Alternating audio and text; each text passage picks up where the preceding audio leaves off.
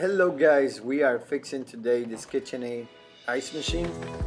We having the problem that it's not making ice, so we're about to check what's going on. So first of all, what we're gonna do is just remove the screws on the front cover and check out the cutting grill, make sure the cutting grill is okay. And like we can see right here, we're having a problem. Cutting grill is broken.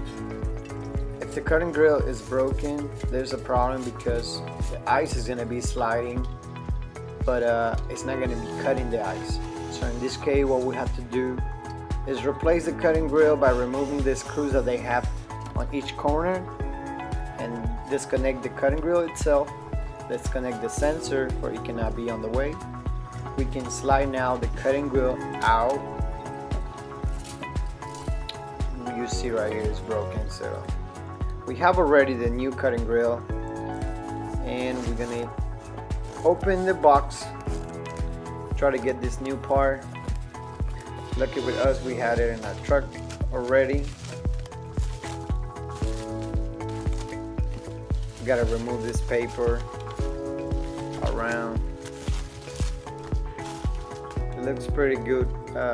They pack it really good, and you can see now the difference between the old one and the new one.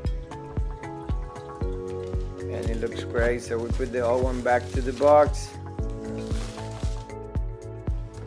and we're ready to install a new one. Pretty much you do the same thing. You have to slide the cutting grill back to the place. Once you have everything ready, you can pretty much put the screws on each corner to secure the cutting grill, make sure it doesn't move.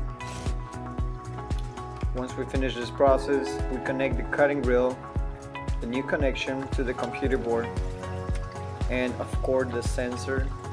This temperature sensor, what it does pretty much is control how much ice the unit has inside. So we're gonna put back the cover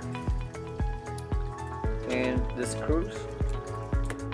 Now you can see, guys, this is a pretty simple repair.